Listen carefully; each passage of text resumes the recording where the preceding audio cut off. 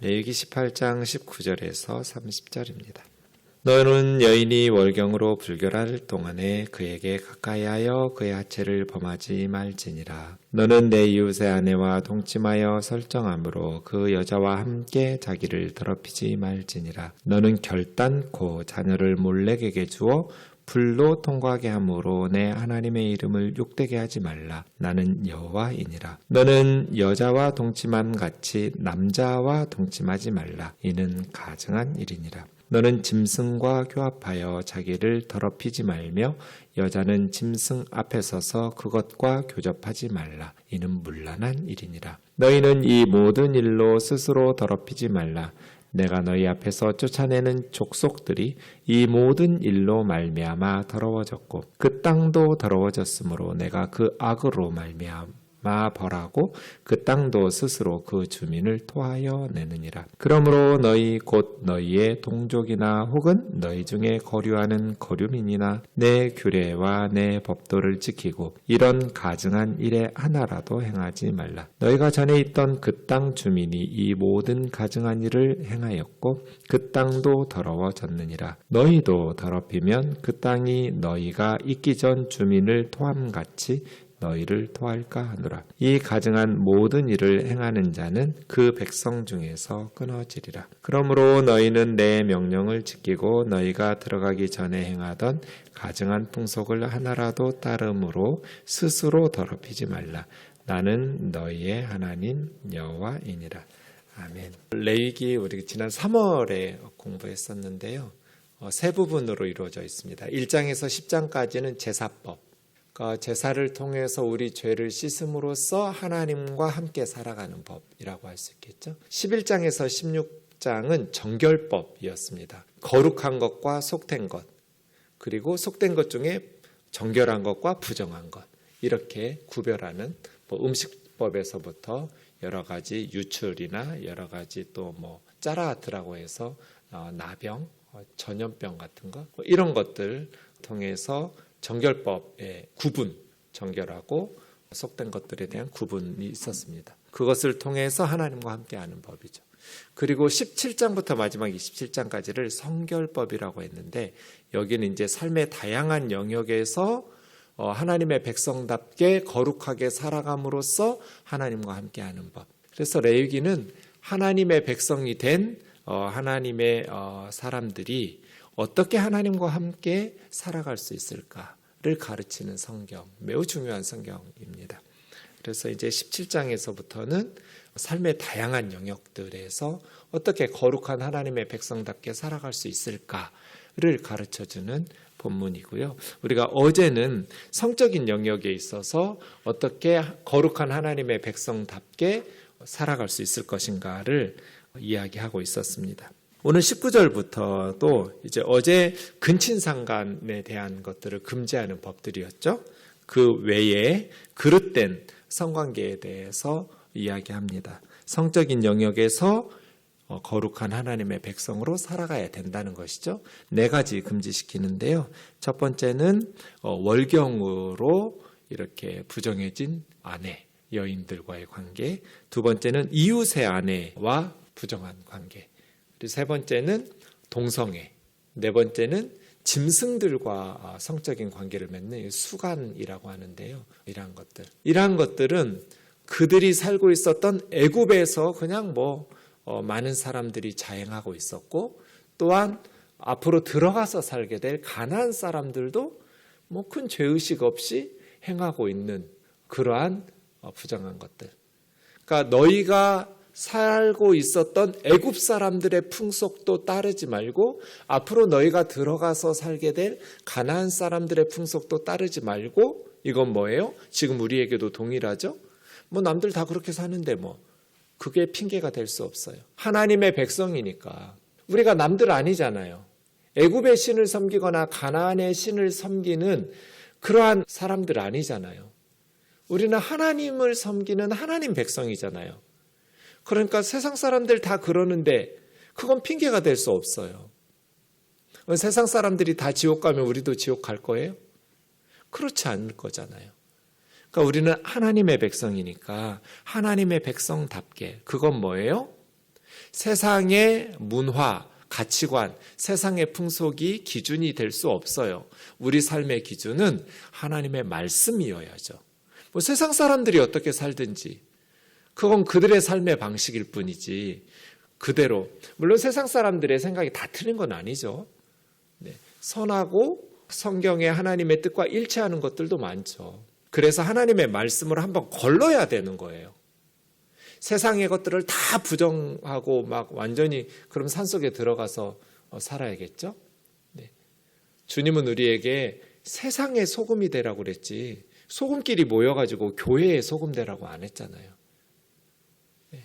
또 한편으로는 그냥 세상의 방식에 그냥 동화돼가지고 이게 예수 믿는 사람인지 예수님 믿지 않는 사람인지 도저히 삶에 구별이 되지 않는다면 도대체 어떤 신앙생활을 하는 거예요?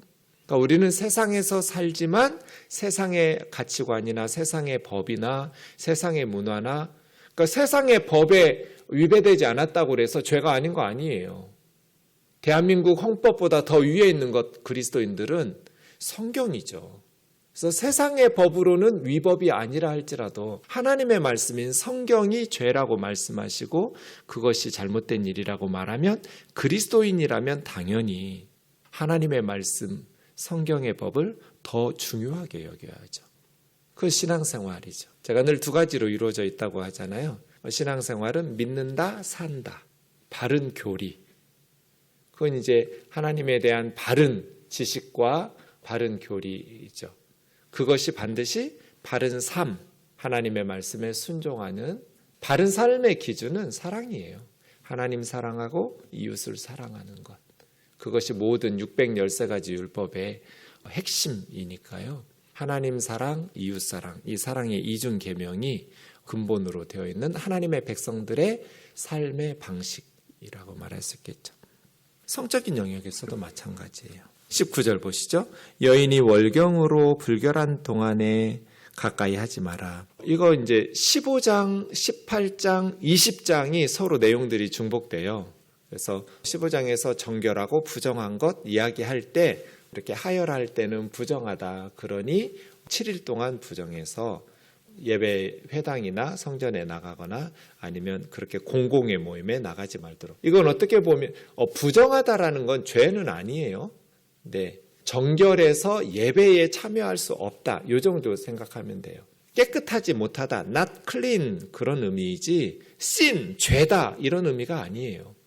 당연히 여인이 월경을 통해서 또 아이를 임신하고 뭐 이러한 과정으로 해서 그것이 다 하나님의 선물이고 복이라고 말하지 생명을 잉태하고 이런 것들을 부정하다고 말했다고 해서 그것이 죄라는 의미는 아니에요. 그러니까 월경으로 인해서 부정한 동안에 성관계하지 마라. 이건 어찌 보면 여인의 몸을 함부로 너의 성적인 쾌락이나 그 정욕을 절제하지 못해서 지금하고 또 다르죠. 그 시대에는 여러 가지 위생용품이나 또 뭐 샤워하거나 이런 어떤 청결한 상태를 유지하기가 굉장히 힘든 또 어떤 성적인 것이든지 어느 다른 분야에 있어서 질병에 걸리면 약도 없어요. 병원도 없고 의사도 없어요. 그냥 민간요법 좀 쓰다가 그냥 질병으로 고생하다가 죽는 뭐 그런 시대이니까요.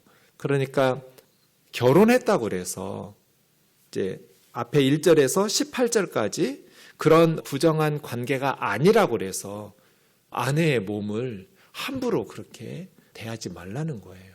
그래서 월경하고 있을 동안에는 힘들 테니까 그의 하체를 범하지 마라. 어떤 의미에서는 아내들을 이렇게 존중하고 몸을 보호하고 이런 의미죠. 내 이웃의 아내와 동침하여 설정함으로 그 여자와 함께 자기를 더럽히지 마라. 이건 뭐 간음이죠. 그래서 두 가정을 파괴하는 거예요.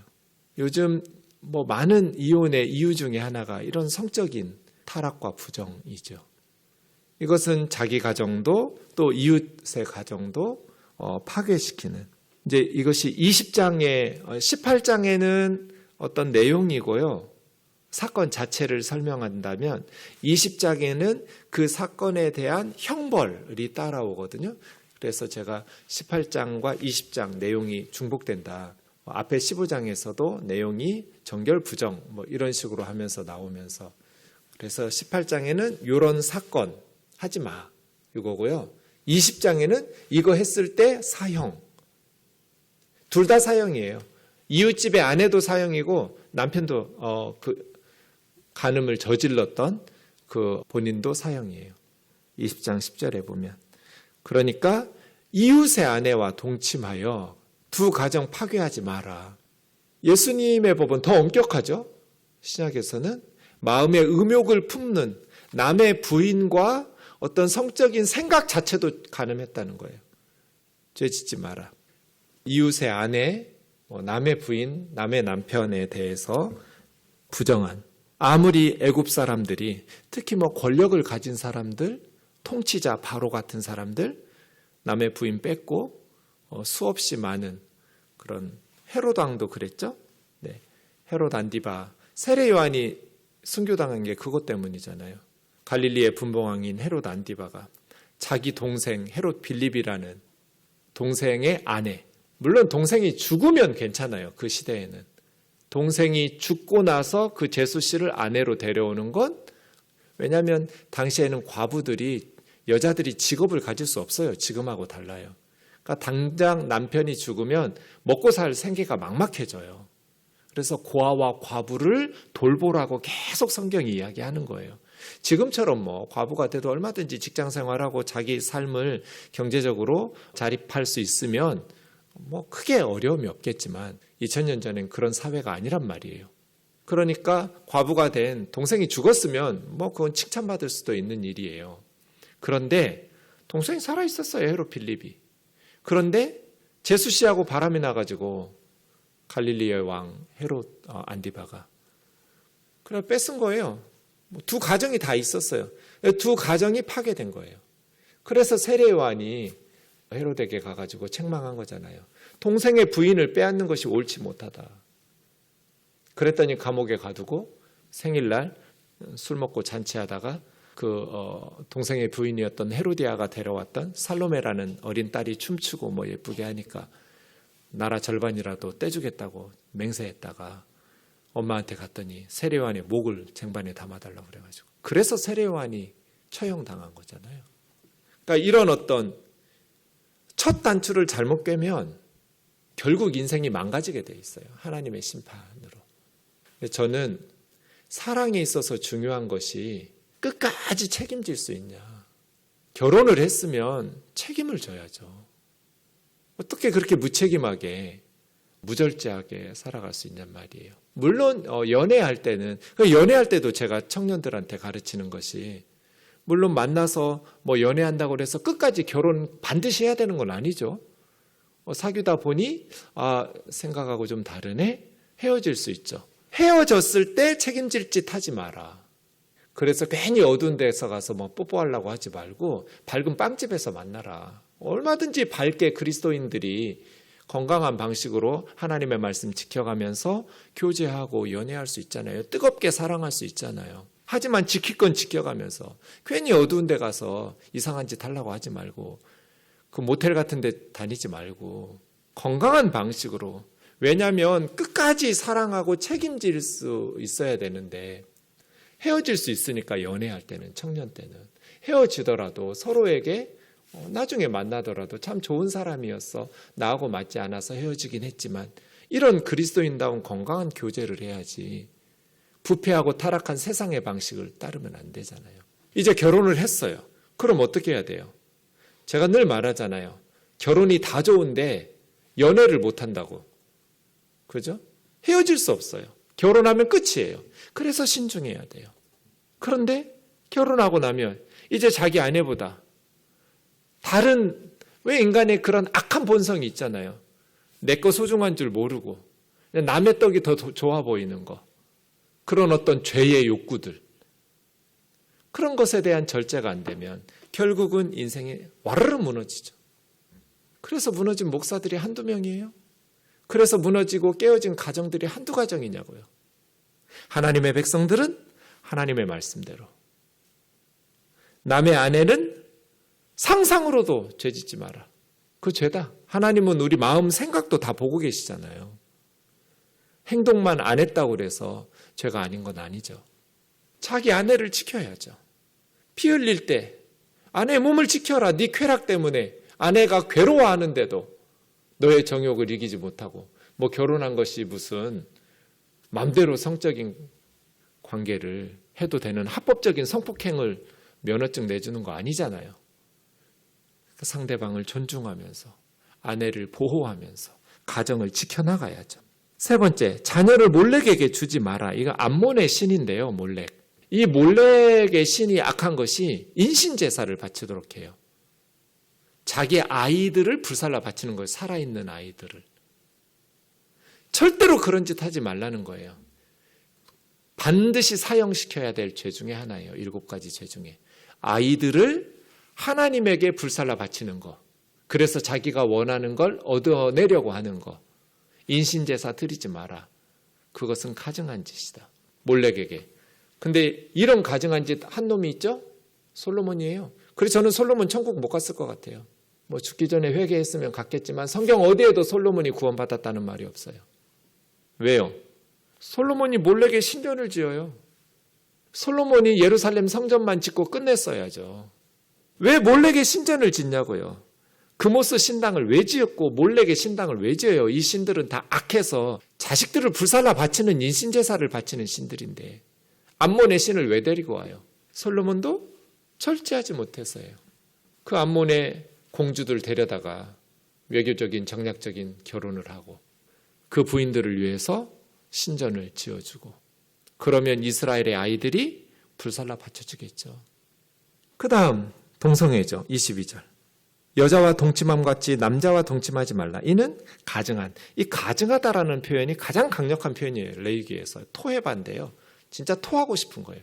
하나님께서 토해내는 가증하다. 동성애는 개인적인 성적 취향이 아니에요. 성경은 죄라고 말해요. 세상 사람들이 어떻게 살든지 우리는 하나님의 말씀대로 살아야죠.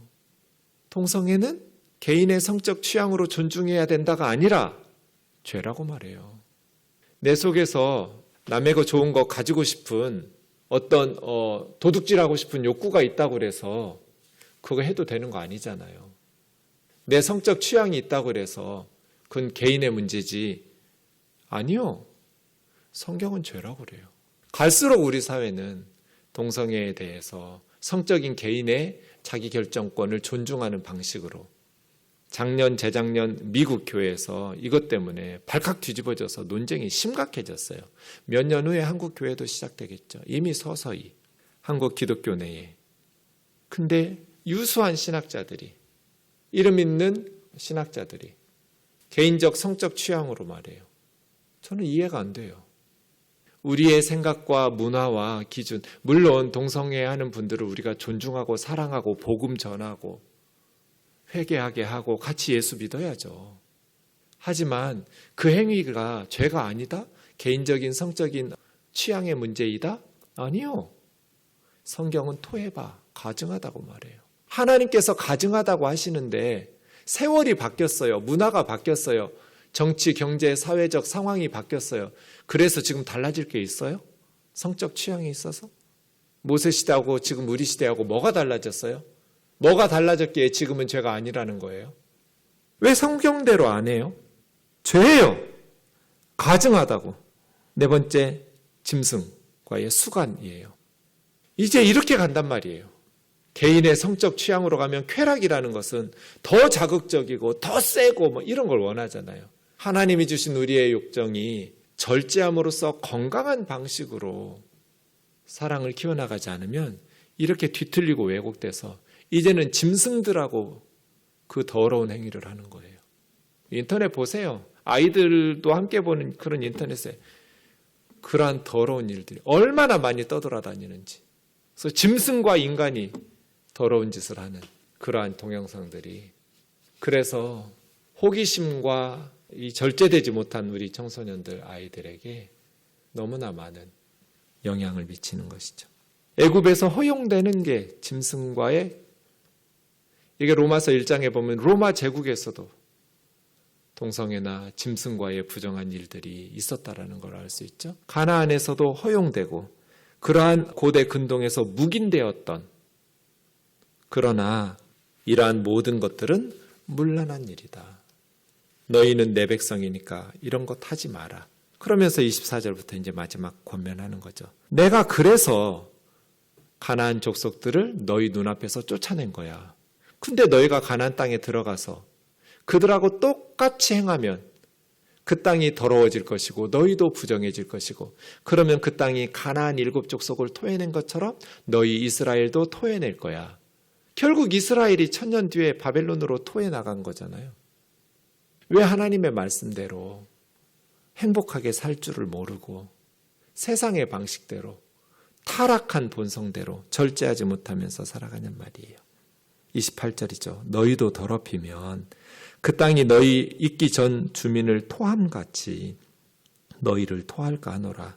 이 가증한 모든 일을 행하는 자는 그 백성 중에서 끊어지리라. 그래서 끊어내야 돼요.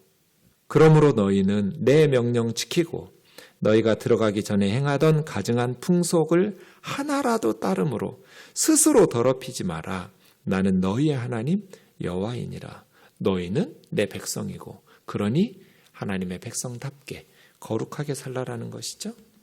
하나님의 이름을 욕되게 하지 말고 하나님의 자녀답게, 하나님의 백성답게 기도하겠습니다. 사랑하는 하나님 아버지, 약속의 땅에서 하나님이 주신 복을 누리며 행복하게 살아가려면 이방인들의 풍습을 본받지 말고 하나님의 말씀에 따라서 살아야 한다고 가르쳐 주셨습니다.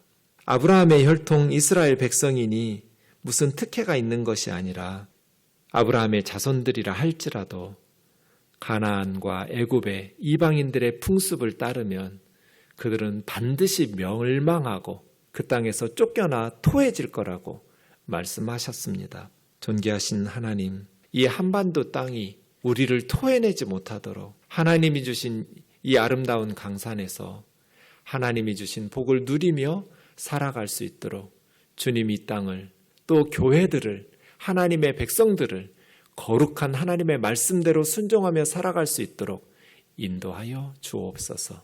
예수님의 거룩하신 이름으로 기도하옵나이다. 아멘.